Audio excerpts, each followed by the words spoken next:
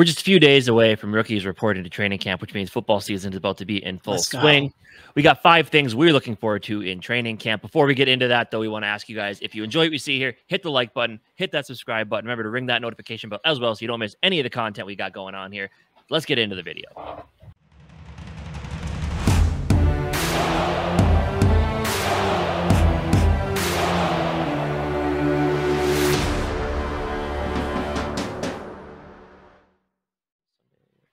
Sunday, July 23rd marks the day that rookies of the Minnesota Vikings get to report to training camp, followed soon after on Tuesday the 25th by the vets. And then we're in full swing of training camp. Football's back in full swing. I don't know about you, but I am looking forward to it. Finally back into some football. And there's a lot of things to look forward to here. I mean, I know we're going to talk about a few of them today. Yeah, man, I'm stoked and I'm excited to see where this team's going to go. A lot of new additions. A lot of things stay the same as well. A lot of big departures. So it's the same team, but it also feels like we're getting a brand new team here as well, which it is every season, of course. But I'm looking forward to it. What are your thoughts as we inch ever so close to the start of training camp? I'm so excited. I mean, obviously we've had a pretty slow month of anything football, anything Vikings. So to be able to get excited and talk about it again. You can't, I mean, nothing but excitement for that. So yeah, we did come up with a top 5 consensus list of things that we are the most excited to see going into training camp, preseason, just the end of the off season here. So yeah, we'll go into that, but I don't know, dude. I just think, it's time. I mean, we're going to see it in the top 5, but there's some exciting positions and battles in general that are just going to make this training camp in particularly exciting in comparison to some in the past, I think. And we'll touch on some of those players because they are in our top 5, and it could be a surprise. Some of them could be surprised, but this is our top 5. This doesn't have to be your top 5. Absolutely. So I like I said, let's jump in right to our top 5 things that we're looking forward to as training camp starts to get rolling here soon in the next couple of days. First thing is Danielle Hunter. Now, obviously, the big question when it comes to training camp is, will Danielle Hunter be here? As we all know, he's going through the contract dispute at the moment. It's weird because it was super quiet for a moment. Then there was a little blip with the Ian Rappaport report about, him just saying like he wants a new contract soon here. He doesn't want to keep waiting. But then since then, again, it's been pretty quiet. I know there was rumors last week that maybe contract talks were going to ramp up this week, because a lot of times that is what happens when you do come up with new contracts. Right. At least the way Spielman did it was a lot of times those extensions were signed. As training camp starts, players start to roll back in. They're all here. You can get it all sorted out. But I don't know. This has a different feel to it because there has just been so many. It's been so quiet, and the things we've heard haven't been great things about him coming back. It almost feels like as if the thought was he's going to leave, as if his agent was the one kind of pushing these narratives out there, trying to get the ball rolling with the Vikings. So, but I mean, as I know, and I'll kind of let you dig into it here as well. Like this is a really important part of this team this year. Yeah. So this is our top 5 things that we're excited about. Obviously, this situation with Danielle Hunter doesn't bring a lot of excitement, but it's so important that it has to be on our list. And you're right. Like, we'll see. I mean, there's only a handful days left till what would it be on the 23rd? What is that? Sunday, Sunday, and Tuesday is the day the vets. Sunday and Tuesday, and then the vets. So, I mean, like you said, with Spielman, a lot of these guys that were waiting for contracts or to get their contract before training camp started. So we'll see if something happens in these next handful of days prior to training camp, but I doubt it. Obviously, if nothing happens, I don't expect to see him in training camp at all until a contract's figured out. So throughout training camp, it'll be something for all of us to keep an eye on. Obviously, we're waiting to find out because he'll be, I mean, if we lose him, that's going to change a lot with this defense. And if we keep him, obviously, that will be exciting. Then it will be exciting news. So it'll be an interesting thing, but it's a very important thing going into training camp that we all have to keep an eye on. But that's why we got to put him at 5. But the next 4 are more things we're excited about seeing. Yeah, going throughout training camp and preseason. So let's jump into number 4, and that is a position that's always under the public eye, and that is the quarterback. We're going to talk about Jaren Hall. Obviously, we're both smart enough to know that there is no shot Jaren Hall starts at all this season. He probably won't even actually see the field. But it's the exciting thing about this is the first quarterback that Kwesi and Kevin O'Connell have had a say in being on this roster. Like, I know last year they decided to give Kirk Cousins a 1-year extension, but he was already here. Kellen Mond, we saw how that worked out. I guess they did technically bring in Nick Mullins, but that was more of just a veteran backup signing because they knew as well that I can't even remember what his name was, though. Sean Mannion wasn't going to end up being anything, so they needed someone who could play some games. But Jaren Hall, though, feels a little bit different because this is a rookie. They invested, what was it, a fifth round pick in him? Fifth round, late fifth. They invested a fifth-round pick.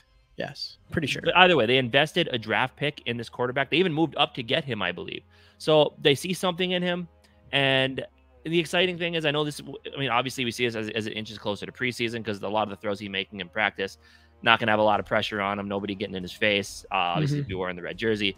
But I mean, it's like when we get to preseason and seeing him in those games, it's going to be a lot of fun. We're finally going to get to see a young quarterback who Kevin O'Connell. Let's see what he can do with him. Let's see if in the short amount of time he's going to have him before those games start, can he develop him into something? Can he develop him? Who knows? Maybe he surprises us and he at least takes the backup spot, you know. But we get to watch a young quarterback who this team, this front office, and coaching staff brought in, and it's gonna be fun. It's gonna be fun, especially him coming off a huge season like he had at BYU. Yeah. And like you said, it's just fun. It's fun to bring a young guy, especially for a franchise that is dying for a young quarterback. Obviously, are we banking that Jaren Hall is going to be that guy for us? We're not banking on it, but it doesn't mean it's impossible to happen. At least going into training camp, you go in with any quarterback, especially one that has the talent and the upside that Jaren Hall does have. A guy that we got in the 5th round, like you said, but you know, some people had him pegged at the 3rd round. Some people had him as the 6th best quarterback behind like the top 5 with Will Levis Will Levis rounding out that 5, you know, the other 4. So I mean, that's one thing that's super exciting about it. And we don't know, there's always that chance that he could come in here and be very impressive. You don't know. It's almost like it's just kind of not a gamble, but you don't know what we really have. And at a position important as the quarterback, anytime you have a young quarterback come in, it's going to be fun to watch him, especially when preseason comes around and we get to see him play a lot of the time, especially in those last couple of preseason games. Now that there's only 3, we should see a lot of playing time from him and get a good idea of what his potential actually is, because there are some people who say that he is, some people want to call him the next Brock Purdy and things like that. That's probably hyperbolic. Is that going to happen? The chances are slim, but what if he comes in and he looks impressive throughout training camp and preseason, and it's just something a little extra to be excited about. So I mean, that's why we're excited about it. We're excited. It's always fun to see skill players come in and have in training camp. That's one good thing, whether you think it's important or not to pick these kind of guys early, which we'll get into another one of those later on in this list.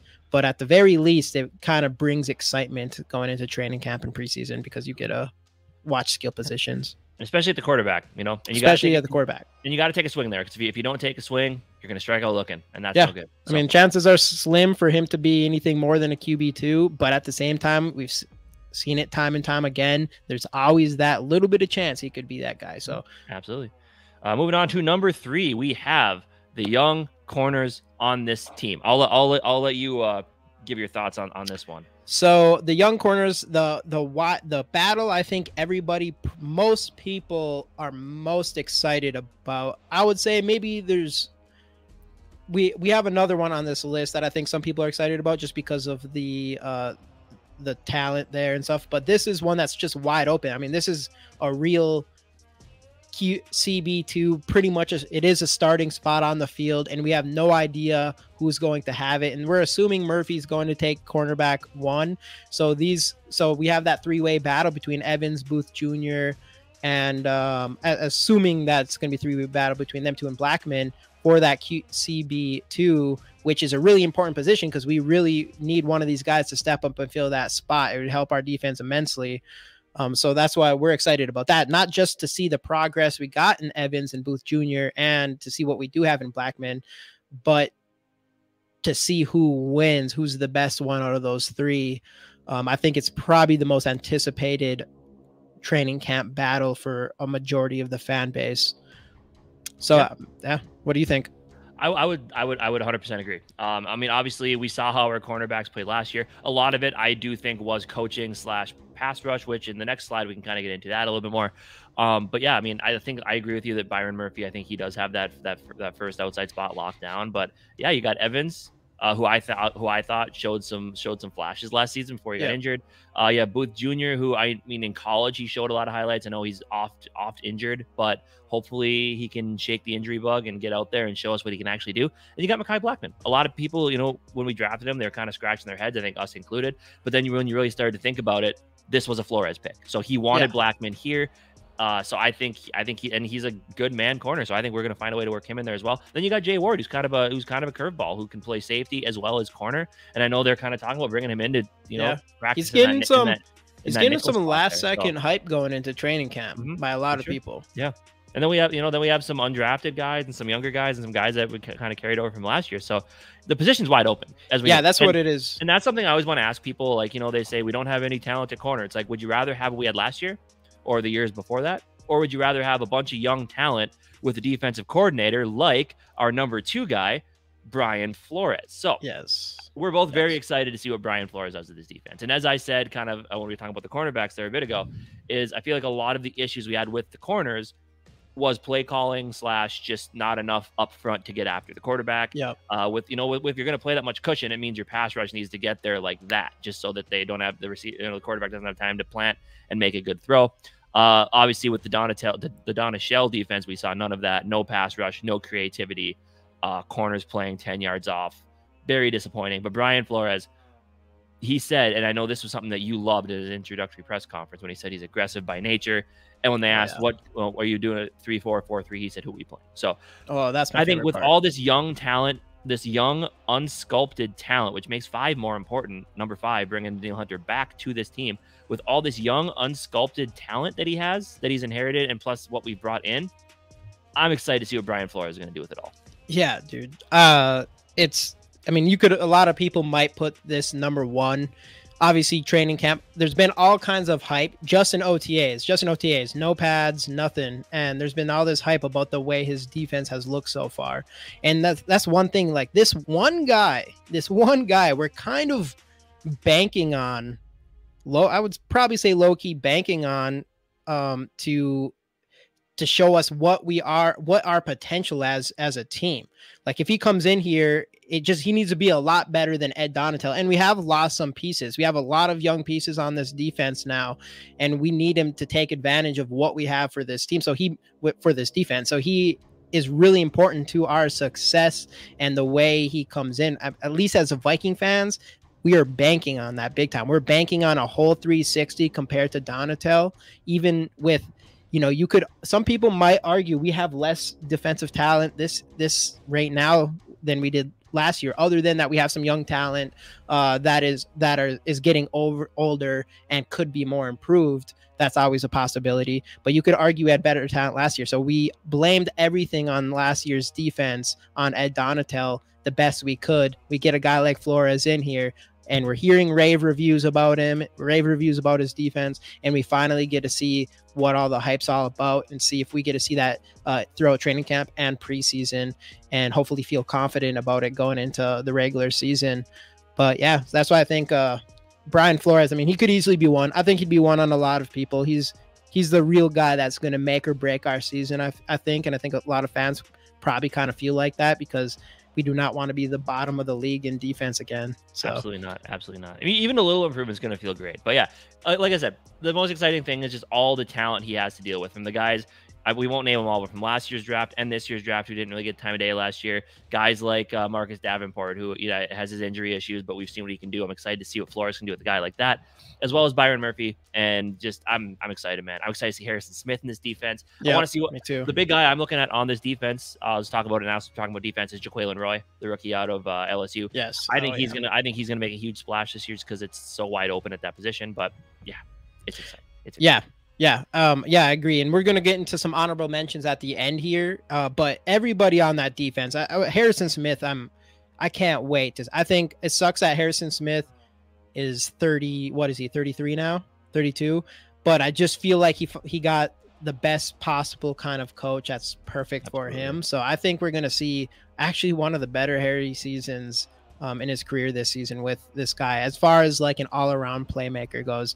But I'm really excited for that. So there's all types of things we can talk about other side of the defense. But for number one, back to positions of skill positions. Jordan Addison, first round pick, a guy that was my number one wide receiver in the draft, a guy I was really excited when we drafted him. Someone that I think is going to come in and be wide receiver 2, though that brings up the other battle that I think a lot of people are excited about, is who is going to win that wide receiver 2 job. Jordan Addison seemed like he'd be outright his almost going after the draft, but then he kind of had this injury in OTA, and you hear hype coming up in behind Naylor, and then same with KJ Osborne. It does feel like it's going to be going into training camp, it's going to be KJ Osborne's job to lose. And if Jordan Addison has a skill that we believe he does have, that might take it over. But I do think KJ also probably has a big chip on his shoulder. I don't think he's going to give it up easy. So I think it's just going to be it's probably not the most important battle that we have, probably not even close to the most important battle, but it's going to be one of the most fun to watch, because these guys get to catch balls during preseason. You know, you get to see who's getting open and catching balls, catching touchdowns, all that good stuff. So it's just fun to watch. But of course, we used our number one draft pick on Jordan Addison, and it would be really nice if he can come in here and be that complimentary wide receiver to Justin Jefferson.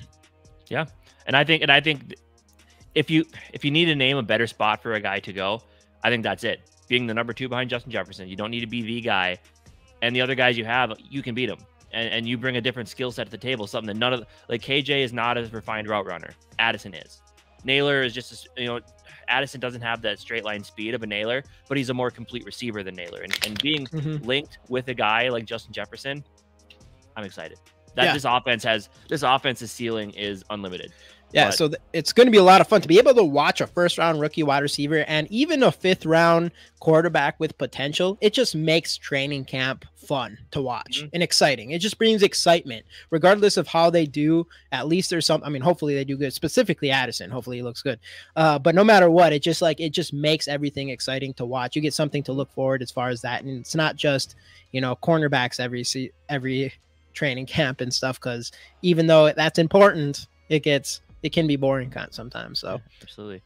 This is about top 5 excitement. So exactly. As for honorable mentions, one of the things I'm excited about seeing is the continued growth of this offense. I know you're not going to see a ton of it until games actually start, but if you watch the quarterback documentary, a lot of like during training camp and areas like that, that's when Kirk Cousins was going over all the play calls and just realizing like how different this was from what he had done in the past. And I think this is the first time since he became a Minnesota Viking that he's gonna have the same play caller 2 years in a row. And I think, and not only am I excited to see how the players, Kirk Cousins, Justin Jefferson, the running back room, receivers, tight ends, all of it. Yep. Not only am I going to excited to see how they're going to grow in this offense with Kevin O'Connell, I'm excited to see how Kevin O'Connell is going to grow as a play calling, offensive coach. He is the head coach, but he calls the plays. Last year, I felt like there were some lulls. There were some times where we were questioning the play calls. Mainly 3rd and 8, followed by 4th and 8 in the playoff game. But you saw the flashes of brilliance. This team, even though we kind of bottomed out in the second and third quarter, still ended up being a top 5 offense overall. Man, top 5, top 10, something like that. Something like top 10 for sure. Top 10 offense overall, and I'm excited to see the continued growth of this team. We're bringing back the same offensive line, which after you saw quarterback, you feel worse about. But either way, this team has continuity on offense, and I'm excited to see how they grow in this offense. Yeah, especially with all these players including Kirk Cousins, who's been in the NFL for definitely over 10 years.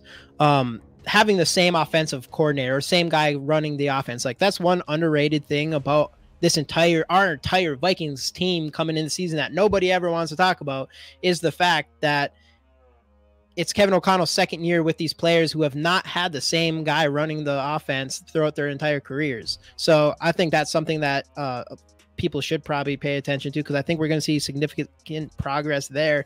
And with Kevin O'Connell, like you said, I think Kevin O'Connell's for sure going to be the type of guy that is going to come in and try to improve himself in that area. And he still had 13 wins and 4 losses last season. So I think you're just going to see a well-rounded coach from him. Hopefully, in the middle of games, third and fourth, or second and third quarter type situations, which we'll be able to maybe see a little bit of that in preseason, but that probably won't really happen until the regular season. But yeah, like you said, it's just, that's one thing we'll have to watch, is just the improvement of this entire offense with having Kevin O'Connell for a second year on the defense side of the ball. And then, I mean, still, there is young players that are only getting better. I mean, you got TJ Hawkinson, who is only 26 years old. I think TJ Hawkinson's about to be a bona fide top 5 tight end, and if not top 3. And I think he's with the age of some of the other tight ends, aka Travis Kelce, there's a chance that he still has the potential to become a number 1 tight end in the league. So I'm excited for that. Justin Jefferson is still super young, all those guys. But then you have Darrisaw, who is another year. We got Ed Ingram on the offensive line, who's secretly becoming a really important, his progress is going to be really important going into this season. So you got all those guys, and we've already touched on all the wide receivers, obviously. And then a running back situation. We got Madison, who obviously he's coming in, this is his job, but we got McBride, who's an exciting player, Ty Chandler, that we've seen a lot of promise from last preseason. So even that's going to be a lot of fun. So the offense in general is going to be a lot of fun during this training camp.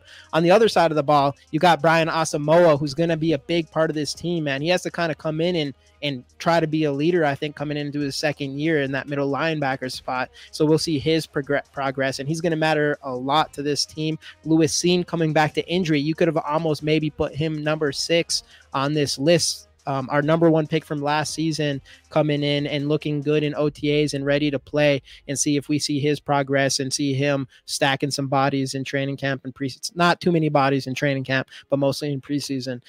So yeah, I mean, all that stuff. Your boy Greg Joseph, maybe he'll be a beast in preseason again, he better be, and miss some extra points in regular season. You never know. What's his name? Always Ryan Wright, right? Ryan Wright, yep. Ryan Wright, like his progress. I'm hoping he's not. We seem to have guys sometimes that come in and have like a really good season just for the next season to like not be, especially with kickers. But see his progress, see if he is still looking really good and progresses in his second year. And even so, Absolutely. There's just so much to be excited about, I think, going into this second season. Absolutely. We want to know what you guys are excited about. Let us know what you're excited about in training camp down in the comment section, and we'll see you guys next time on the GG Sports Podcast. Skol Vikes.